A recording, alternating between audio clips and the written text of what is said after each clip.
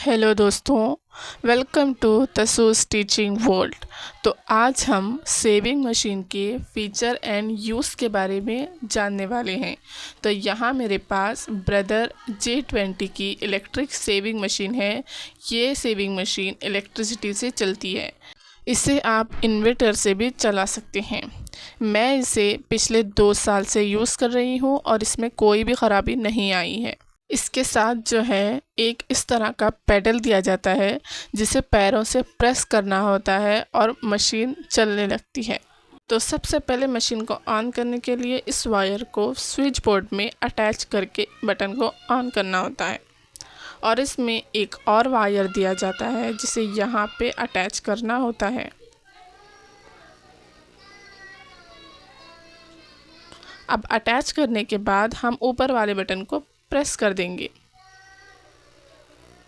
इस मशीन में जो है आप देख सकते हैं कि काफ़ी सारे फीचर्स अवेलेबल हैं।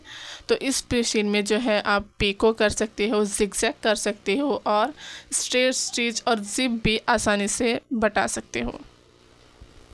यहाँ पर जो है सिलाई कितनी बड़ी होगी और कितनी छोटी होगी इसकी एडजस्टमेंट होती है और यहाँ पर सिलाई को कितना टाइट किया जा सकता है और कितना लूज़ इसकी एडजस्टमेंट होती है।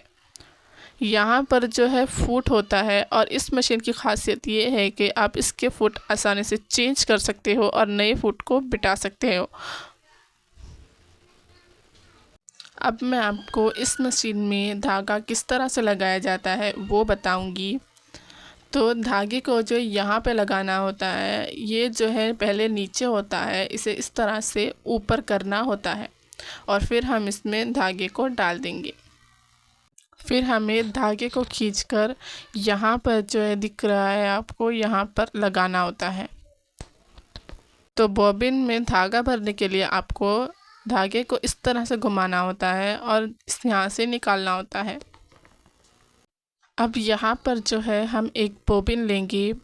बॉबिन में धागा भरने के लिए हमें सबसे पहले धागे को बॉबिन में थोड़ा सा लपेटना होता है। देखिए इस तरह से।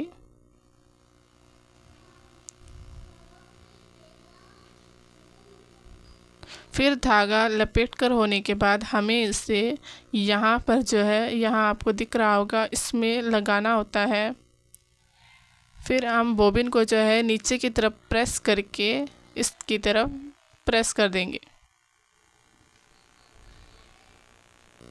तो अब हम बॉबिन में धागे को भरने के लिए धागे के ऊपर जो है इस तरह से उंगली को रखेंगे, वरना जो धागा जो है वो नीचे गिर सकता है। तो अब हम पैडल को प्रेस करेंगे तो ये इस तरह से घूमने लग जाता है और देखिए धागा बॉबिन में भर रहा है। तो अब धागा होने के बाद हम इस तरह से धागे को कट कर देंगे।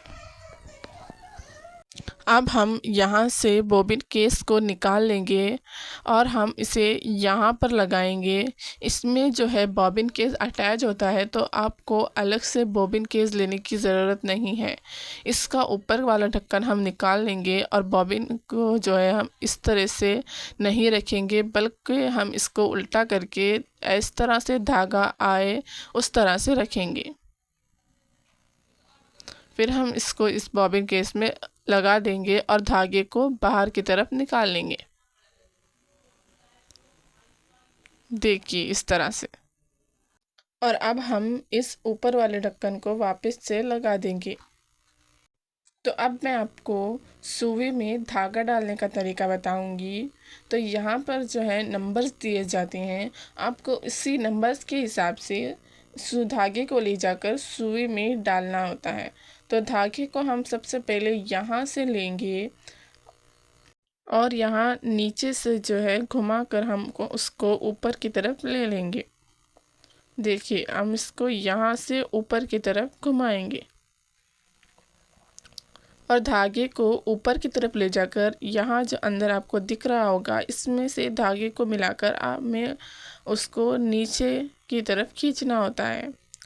और फिर हम इस धागे को यहाँ नीचे लेंगे और यहाँ पर आपको दिख रहा होगा इसमें धागे को फंसाएंगे।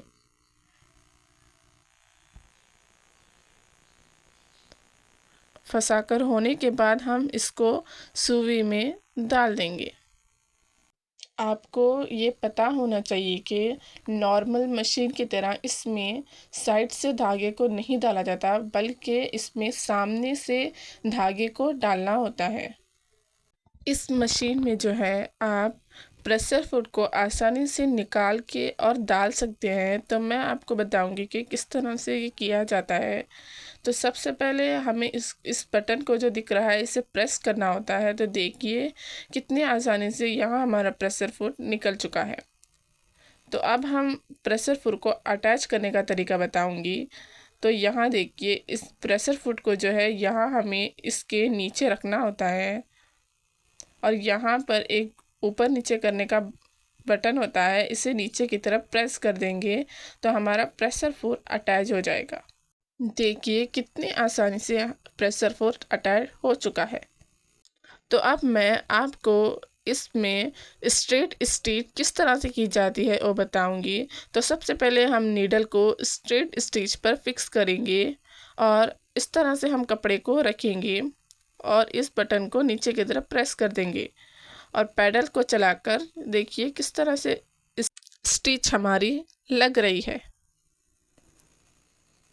तो देखिए यहाँ पर हमारी सिलाई रेडी हो चुकी है। तो देखिए कितनी नीट रेडी हुई है। तो अब मैं आपको जिगजैग की सिलाई करना बताऊंगी। तो हम इस निशान को यहाँ पर फिक्स कर देंगे और हम मशीन को स्टार्ट कर देंगे। तो देखिए किस तरह से हमारी जिगजैग बनके रेडी हो चुकी है। तो मैं अब आपको पीको करना बताऊंगी। तो पीको करने के लिए देखिए इस तरह का फुट दिया जाता है। तो मैं सबसे पहले इसको यहाँ पर लगाऊंगी।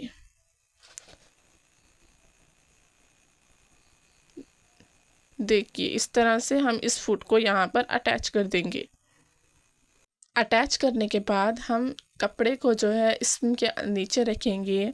आप इस बात का ध्यान रखें कि आप कपड़े को इस तरह से ना रखें, बल्कि इस तरह से फुट के बिल्कुल बीच में रखें ताकि आसानी से पीको हो सके। देखिए इस तरह से, ताकि वो कपड़ा इस फुट के अंदर आसानी से चला जाए, इसीलिए हम इसको बीच में रखते हैं। तो देखिए कितने अच्छे से पीको बनके रेडी हो चुकी है। तो अब मैं आपको जो है इसका यूज़ करना बताऊंगी। इसका यूज़ धागे को जो है लॉक करने के लिए यूज़ किया जाता है। तो देखिए इस तरह से हम मशीन को चलाएंगे और एंड में जो है इसको प्रेस कर देंगे तो कपड़ा हमारा आगे पीछे की तरफ होता है और धागा जो है वो लॉक हो जाता है। देखिए इस तरह से जो है हमारे लॉक हो चुका है धागा और कितना अच्छा दिखाई देता है। तो वीडियो अच्छी लगी हो तो चैनल को सब्सक्राइब करें और वीडियो को लाइक करें और कमेंट में बेस्ट पार्ट ज़रूर कमेंट करें। और आपको अगर नॉर्मल मशीन का भी फीचर और यूज़ जानने हैं तो मुझे कमेंट में ज़रूर बताएं और अपने दोस्तों के साथ शेयर ज़रूर करें।